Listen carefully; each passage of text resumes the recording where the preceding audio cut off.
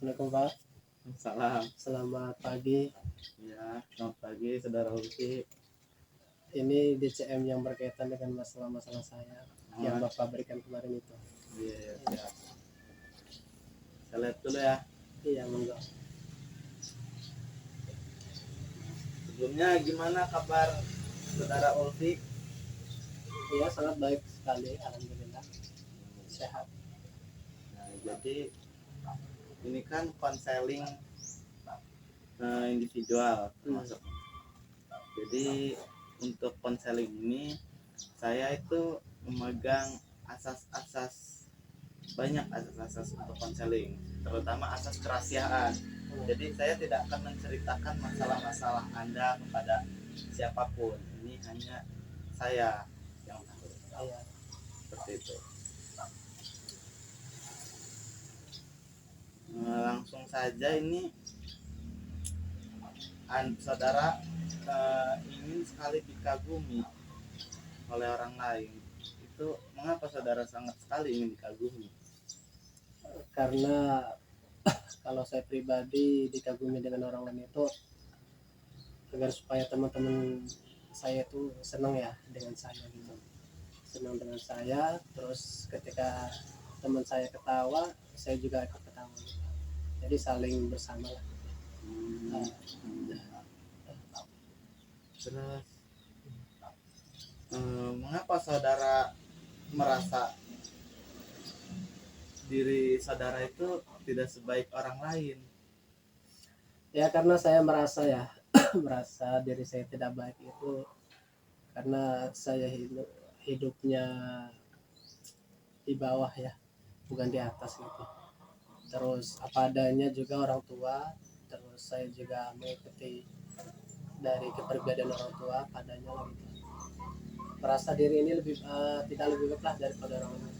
Terus saya juga masih bodoh dalam menuntut ilmu, terus dalam apa namanya penampilan juga sederhana. Kalau orang lain kan memang kelihatannya apa namanya wah gitu. Kalau menurut saya, kalau saya pribadi ya begitu aja lah.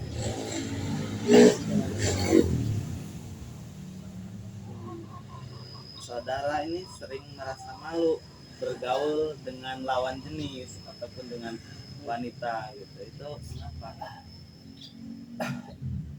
Itu memang dari pribadi saya dari semenjak apa namanya umuran SMA ya. Kalau dari umuran SD SMP itu memang masihlah lawan jenis itu sering bercanda gitu ya, sering bercanda. Kalau udah berumuran pas lagi waktu SMA sudah nggak terlalu nyamperin lawan jenis gitu ya. Kalau ngobrol sih ngobrol biasa gitu, cuman sekedar doang gitu. Terusnya memang dari situ saya akan diajarkan dari pendidikan pondok pesantren ya, diajarin juga sama guru-guru agar supaya menghindari yang hal-hal yang tidak berkeinginan lah gitu ya. Saudara sering merasa iri hati melihat prestasi orang lain. Kenapa? Memang dari situ saya melihat orang lain itu mempunyai skill atau kelebihan ya, kelebihan ataupun dari mempunyai kelebihan harta.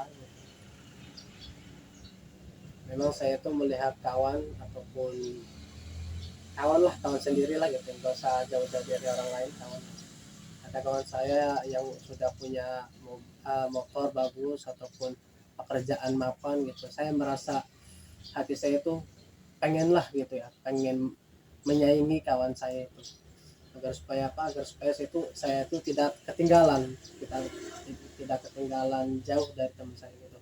Teman saya profesi kerjaannya bagus, saya juga harus lebih bagus lah dari teman saya gitu, mungkin di atasnya. Saudara ini sulit untuk mendapatkan teman. Kalau teman butuh waktu ya, butuh sosial gitu. Memang saya kalau langsung kenal itu memang sulit, saya harus butuh waktu membantu, berkenalan dengan orang lain, terus menyikapi lah gitu, menyikapi setiap harinya gitu. Kalau sudah pas menurut saya cocok, saya temenin gitu.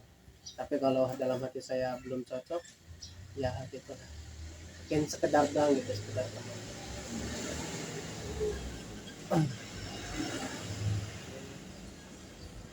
Anda ini, saudara ini sering merasa tidak sabar. Iya memang betul. Namanya juga manusia ya. Sabarnya apa namanya, tidak ada batasan gitu. Kalau Nabi kan ada batasan. Jadi saya tuh kalau ada keinginan ya, keinginan apapun gitu ya, yang benar-benar saya pengen wujudkan gitu, saya memang tidak sabar orangnya.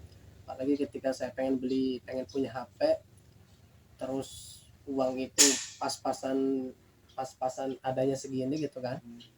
Jadi nggak mikirin buat nanti apa gitu, buat kebutuhan apa, jadi langsung beli HP gitu besoknya itu.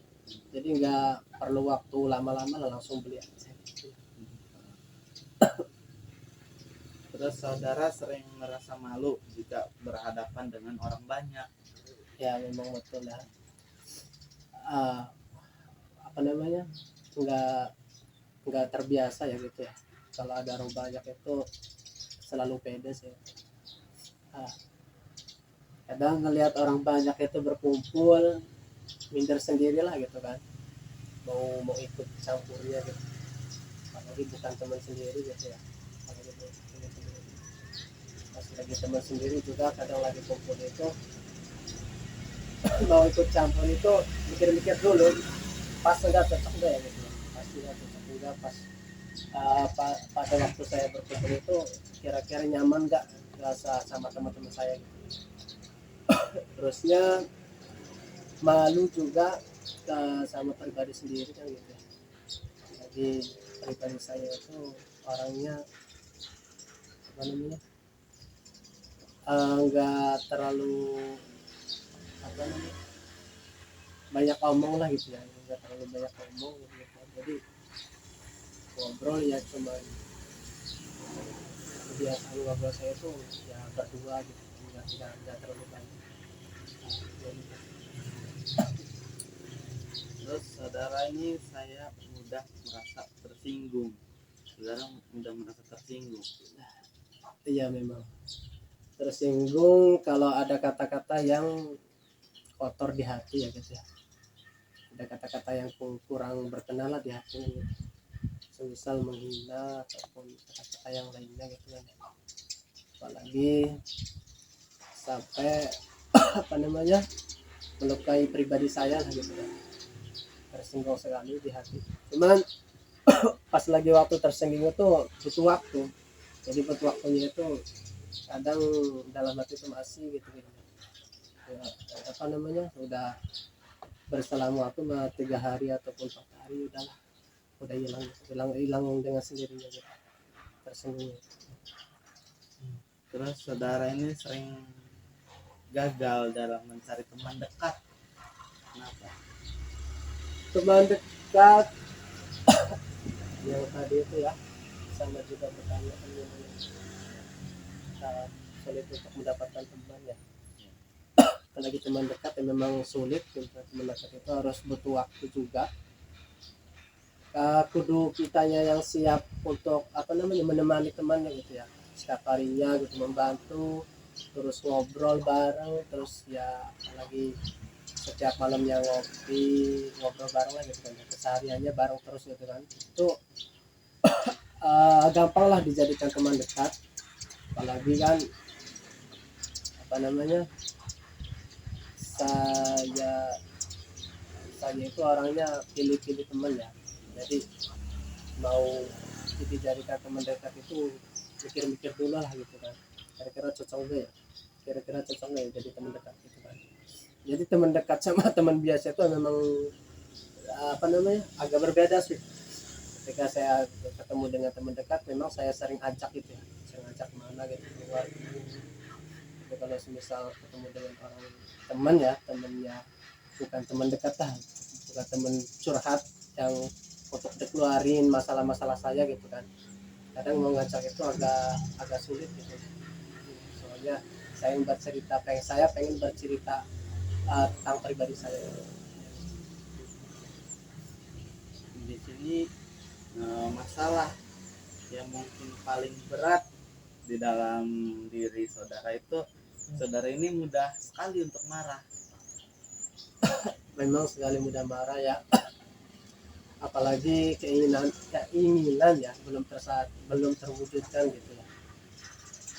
Pertama ya tidak sabar, terusnya ujung-ujungnya saya marah gitu kan. Eh, kalau dari segi yang lainnya, apa namanya, kalau hati saya itu lagi benar-benar tidak cocok lah untuk apa namanya ngobrol gitu kan, ngobrol kadang ada kata-kata yang tidak pas dalam hati saya, memang hati saya tuh naik naik darah gitu ya, naik darah. Ketika hati saya itu lagi enggak apa namanya enggak lagi tenang gitu hatinya, lagi banyak pikiran mungkin apa gimana gitu ya, jadi kebawahnya itu marah gitu. Cuman ketika saya marah tuh tidak setiap apa namanya seterusnya tidak, akan tetapi paling marahnya itu ketika marah saya bawa tenang ke kamar, tenangin diri, setelah itu ya marahnya hilang. Ini Pak ya, dari sekian banyak jadi gini Pak ya, dari sekian banyaknya masalah saya yang tadi dipaparkan, jadi ada yang masalah yang paling sulit lah untuk saya pribadi sampaikan begitu ya. Jadi saya minta solusinya ke Bapak gitu, gimana caranya solusinya karena yang sulit itu mudah marah gitu. Eh, untuk masalah yang paling berat di dalam diri saudara itu sangatlah mudah marah. Saudara setidaknya saudara lihat dulu permasalahan yang sebelumnya, seperti saudara mudah tersinggung, saudara tidak sabaran. Nah, dari titik-titik itulah rasa mudah marah akan keluar. Setidaknya dari rasa tidak sabaran itu, ketika saudara tidak sabaran, kemudian suatu hal itu tidak terwujudkan di dalam diri saudara, maka rasa marah itu akan keluar di dalamnya. Nah, daripada itu, jika saudara ingin mengatur kesabaran saudara, maka saudara lihat dulu dari mana keperluan dan mana keinginan. Seperti saudara tadi, saudara ingin membeli HP baru. Sebenarnya saudara masih memegang HP yang dulu yang masih saudara miliki, bukan begitu? Jadi lebih alangkah baiknya saudara mementingkan keperluan saudara terlebih dahulu, ketimbang saudara langsung mewujudkan keinginan saudara. Nah, di situ jadi rasa sabar akan datang, akan tenang saudara di situ. Nah, kemudian saudara juga mudah tersinggung dalam hal apapun terhadap kawan. Nah, makanya ini semua berkaitan dari titik dimana rasa mudah marah itu keluar. Dari saudara seperti memilih-milih kawan. Alangkah baiknya kawan itu harus dipilih kawan mana yang ingin terus saudara menjadi kawan dekat, dan mana yang kawan biasa hanya sekedar bermain bareng, keluar ngobrol-ngobrol bareng. Jadi bedakan antara kawan dekat dengan kawan.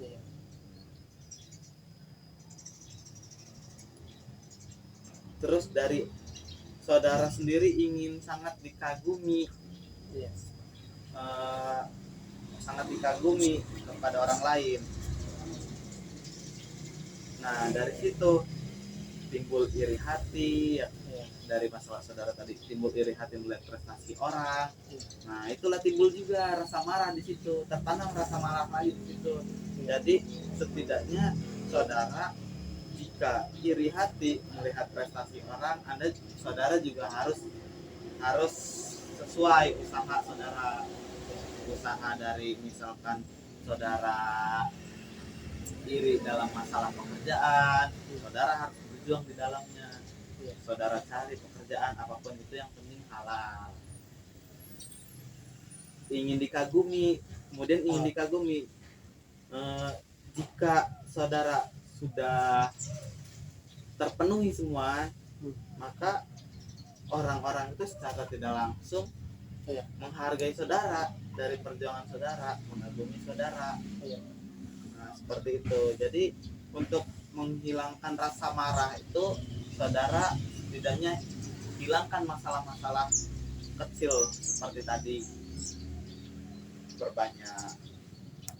Jikalau saudara marah karena emosi yang begitu berat, panas di hati, nah saudara kan juga tahu pastinya saudara seperti yang saudara sebutkan, saudara itu mondok ya kan.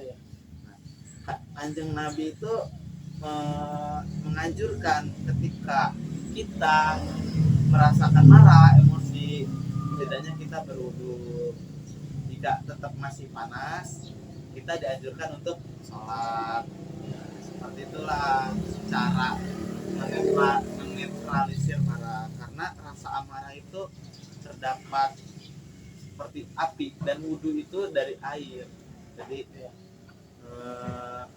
mampu meredam amarah itu. Seperti itu. Ya udah Pak, yang tadi Bapak sampaikan ke saya itu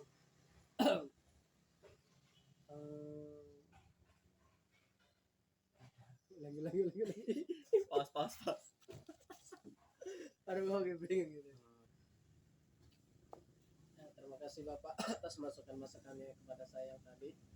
Saya mohon pamit dan mohon maaf atas penyampaian yang kurang berkenan ya Pak ya. Jadi dari sini saya akhiri. Wassalamualaikum.